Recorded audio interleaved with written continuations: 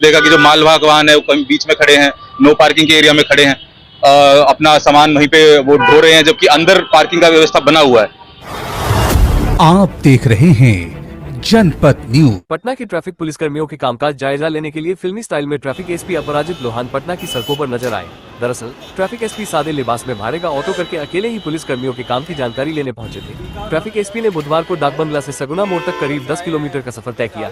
निरीक्षण के दौरान बाकरगंज और डाकबंगला चेकपोस्ट पर कई अधिकारी अपनी ड्यूटी से गायब मिले। कुछ अधिकारी केबिन में आराम फरमाते पाए गए। एसपी ने इन अधिकारियों को कड़ी चेतावनी दी, साथ ही निर्देश दिया कि ट्रैफिक के पीक टाइम में सिपाहियों के साथ सड़क पर मौजूद रहे। ट्रैफिक एसपी अपराजित लोहान ने कहा कि सरकारी गाड़ी से निरीक्षण करने पर पुलिसकर्मी पहले से सतर्क हो जाते हैं, इसलिए आम नागरिक की तरह ऑटो से यात्रा कर रहे हैं।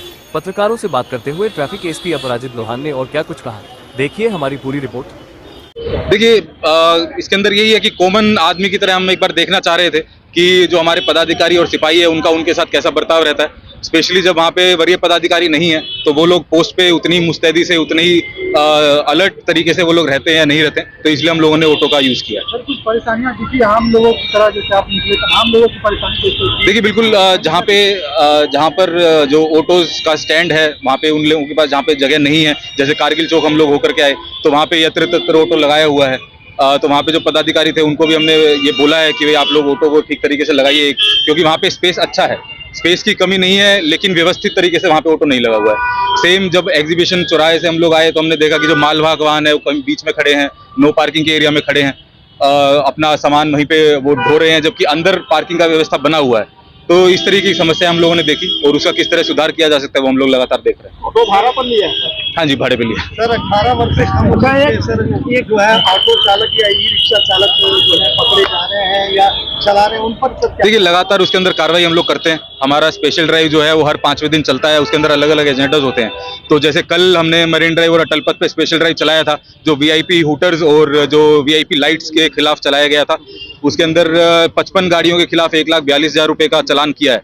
साथ इसी तरीके से ऑटो के ऊपर भी हम लोग लगातार शमन की कार्रवाई करते हैं, चाहे वो ओवरलोडिंग हो, विदाउट ड्राइविंग लाइसेंस हो, या फिर जो आपने पूछा उसके अंदर अगर उल्लंघन हमारा पाया जाता है तो उनके ऊपर कार्रवाई की जाती है। सर, जो 1 जुलाई से सभी ऑटो और ई रिक्शा पर बैन लगा हुआ है बच्चों के लिए, देखिए, ये चीज इसके अंदर ट्रांसपोर्ट विभाग और एडीजी ट्रैफिक सर के माध्यम से निर्देश मिला था।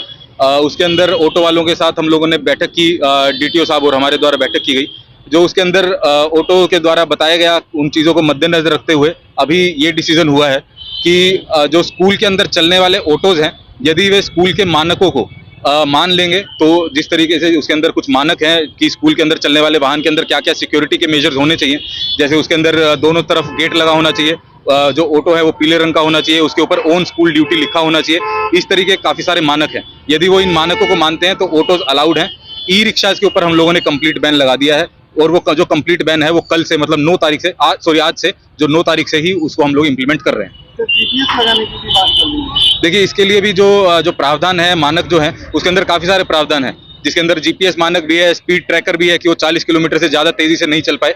तो उसी के लिए जिस तरीके के मानक है उसी तरीके से उनको टाइम दिया जा रहा है। जो नॉर्मल है कि भाई आपका ऑटो जो है वो येलो कलर का होना चाहिए, उस पर ऑन स्कूल ड्यूटी होना चाहिए, ग्रिल लगा होना चाहिए, इस तरीके के मानकों को हम लोगों ने टाइम दिया उनको कि 1 मई से वो इम्प्लीमेंट करेंगे।